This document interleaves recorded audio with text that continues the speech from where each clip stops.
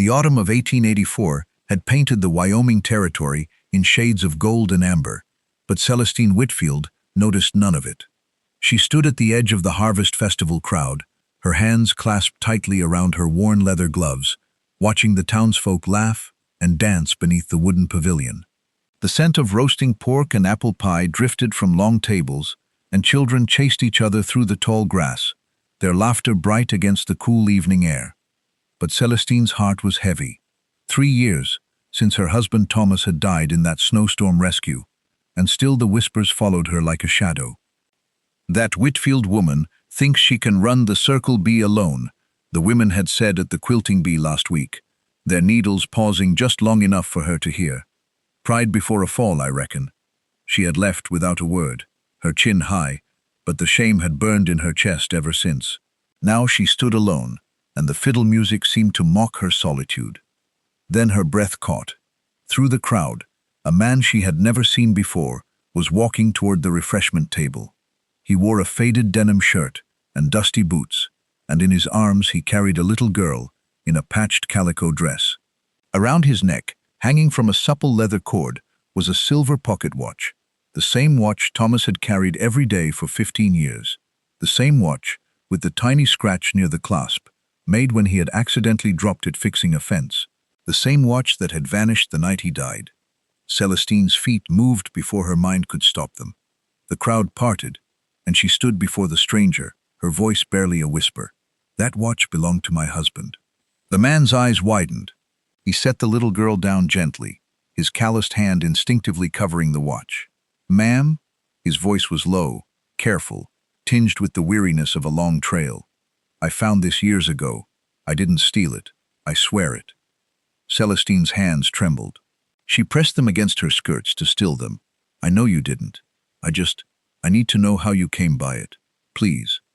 Before he could answer, the little girl tugged at his sleeve. "Papa, I'm hungry. That pie smells good." Her voice was small but clear, and her brown eyes were wide with curiosity as she looked up at Celestine. The man's face softened. He looked at Celestine with quiet apology. "I'm Silas Boone. This is my daughter, Wren. We're just passing through, headed south to find work." Celestine nodded slowly, her heart pounding against her ribs. The watch glinted in the lantern light, and she felt a pull so strong it almost hurt. "I'm Celestine Whitfield. I own the Circle B ranch just north of town. Would you and your daughter join me for supper this evening? I have a beef stew simmering on the stove, and fresh bread cooling in the kitchen." The offer felt bold, almost reckless, but something in Silas's eyes, the same quiet dignity she had seen in Thomas, the same way he held himself even in worn boots, told her he was not a man to refuse kindness. He hesitated, then nodded. "We'd be obliged, ma'am. Thank you. That's mighty kind." As they walked toward her wagon, Celestine noticed the women near the pie table watching her, their heads bent together. She straightened her shoulders and helped Wren climb onto the seat. "Let them talk," she thought. She had learned long ago that the truth always outlasted gossip. The wagon ride to the ranch was quiet but comfortable. Wren sat between them, her legs swinging, her eyes taking in the rolling hills dotted with cattle. The sun dipped low, casting long shadows across the prairie. "It's pretty here," Wren said softly, "like a storybook." Celestine smiled. "I think so too. Your papa tells you stories." "Every night," the little girl replied, "about brave people who help others. My mama used to tell them too, before she went to heaven." A lump rose in Celestine's throat. She glanced at Silas, who stared ahead, his jaw tight. "Your mama must have been a wonderful woman," Celestine said. Wren nodded solemnly. "She was. She always said kindness never gets lost." Kindness never gets lost. The words echoed in Celestine's heart as they crested the final rise, and the Circle B homestead came into view. The whitewashed farmhouse, the weathered barn, the corral where a few horses stood in the fading light. It was modest now, a shadow of what it had been when Thomas lived, but it was home. If you believe every act of kindness plants a seed that grows in ways we cannot see, take a quiet moment now to let that hope settle in your heart. The road ahead will test her, but it will also reveal what she has carried all along. The kerosene lamp cast warm shadows across Celestine's pine table. The stew had been bubbling for hours, filling the small kitchen with the rich aroma of beef and carrots and thyme. She had sliced the bread while it was still warm, butter melting into the golden crust. Wren sat on a stool, her legs swinging, while Silas watched Celestine with a quiet intensity.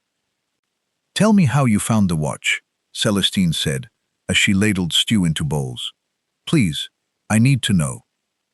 Silas took a long breath, his eyes drifting to the window where the last light of dusk was fading.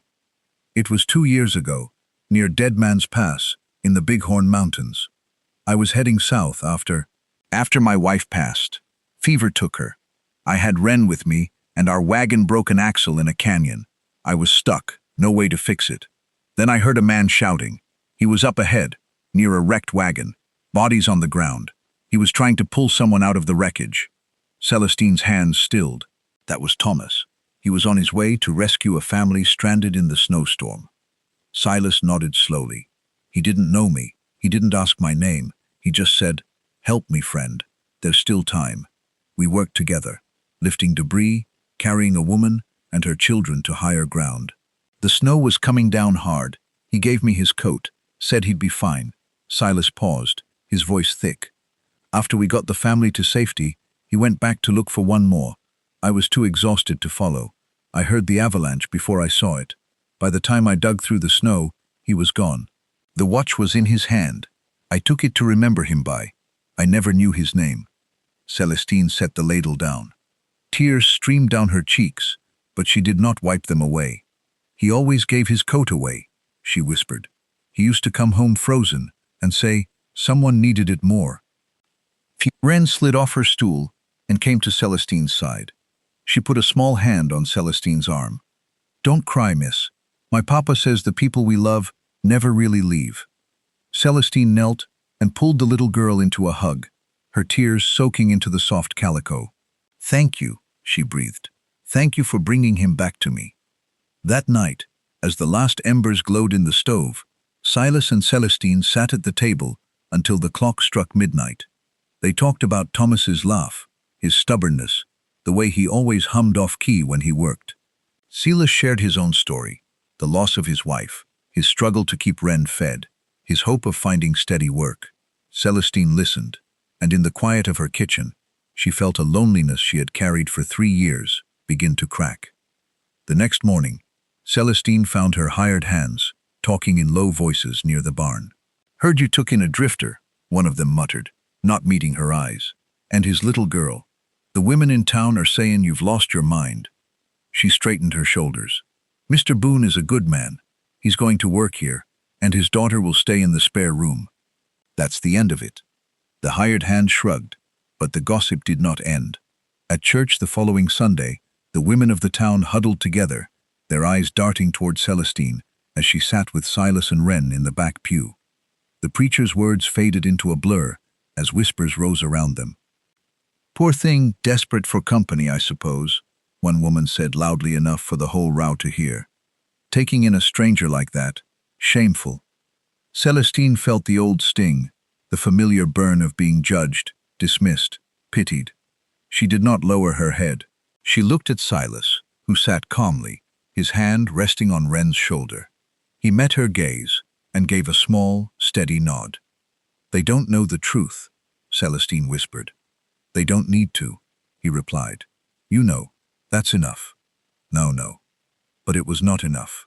That afternoon, as Celestine sat alone on her porch, watching the sun sink behind the barn, the weight of 3 years of whispers pressed down on her. She thought of Thomas, of how he had always stood up for her, even when she had doubted herself. She thought of Silas, a stranger who had shown her kindness without asking for anything. She thought of Wren, who had already lost one mother. The anger rose slowly, then broke like a wave. She rose from the rocking chair and walked to the barn where Silas was repairing a harness. "I want to tell them," she said. "Everyone, at the Founders' Day celebration. I want to tell them the truth about Thomas, and about the watch, and about you." Silas looked up, his hands stilling on the leather. "Are you sure? It'll stir up talk." "There's already talk," Celestine said, her voice firm. Let them hear the truth for a change. The night before Founder's Day, Celestine could not sleep. She sat at her kitchen table, the watch in her hands, the firelight dancing across its engraved surface. She remembered the day Thomas had bought it, how he had laughed and said it would never be lost because it was part of him. And now, through the hands of a stranger, it had returned. She prayed for courage, for the right words, for the strength to stand before a town that had judged her so harshly. The following morning dawned clear and bright, the sky a deep blue without a single cloud. The town hall was packed with families, ranchers, storekeepers, and the same women who had whispered for years. Celestine stood at the podium, her hands steady on the polished wood. Silas and Wren sat in the front row, and behind them, the gossips watched with narrowed eyes. Marta, the worst of them, folded her arms across her chest, her lips pressed into a thin line. "I have something to say," Celestine began, her voice clear as a mountain stream. "3 years ago, my husband Thomas died saving the lives of strangers. I thought his story ended that night, but I was wrong." She told them everything. She described the snowstorm, the canyon, the rescue. She told them how Silas had found the watch buried in the mud, how he had carried it for 2 years without knowing the man who had worn it. She told them how Thomas had given his coat to a stranger, how he had gone back one last time. The room grew so quiet, Celestine could hear the crackle of the fire in the hearth. Her voice trembled, but she did not stop. "I believed I was alone," she said, her eyes sweeping across the crowd. "I believed Thomas's kindness had ended that night, but it didn't. It lived on in a stranger's hands, in his daughter's heart, in the story they carry. And now I know I am not alone." When she finished, the silence stretched for a heartbeat, then another. Martha's face was pale. She slowly rose to her feet. We didn't know," she stammered. "We thought we were wrong." Celestine looked at her, and her voice softened. "You were, but now you do, and that's what matters." Then someone in the back started clapping. Soon the whole hall was on its feet, the applause swelling like a wave. Silas stood, his eyes shining with unshed tears. Wren ran to Celestine and wrapped her small arms around her legs. "You're brave," the little girl whispered. Celestine knelt and hugged her tight. "So are you, sweetheart." That evening, as the sun set in a blaze of orange and rose, Celestine and Silas sat on the porch of the Circle B. The watch lay in Celestine's palm, catching the last light. "It belongs to you," she said, holding it out. "You carried it long enough." Silas shook his head gently. "It belongs where hope lives, and that's with you." He closed her fingers around the silver. "Let it remind you that Thomas's kindness didn't end that night. It just took a different path." Celestine looked at the watch, then at the man beside her, and something deep and quiet settled in her chest. She had been forgotten, dismissed, whispered about. But now, in the twilight of her 3rd year of widowhood, she was seen. Over the following months, the town began to change. The women who had gossiped brought pies and quilts to Celestine's door, their apologies awkward but sincere. She accepted them with grace, knowing that even the hardest hearts could soften. Silas opened a small carpentry workshop in the barn, and Wren started school. The ranch grew busier, filled with the sound of hammering, the clatter of dishes, and the laughter of a child. Together, Celestine and Silas founded the Compass School, a place where widowed parents could learn a trade, and their children could find a safe place to grow. The watch hung in a small frame by the door, beside the faded photograph of Thomas and Silas, frozen in that moment of shared courage. Every morning, before the school opened, Celestine touched the frame and whispered a prayer of thanks.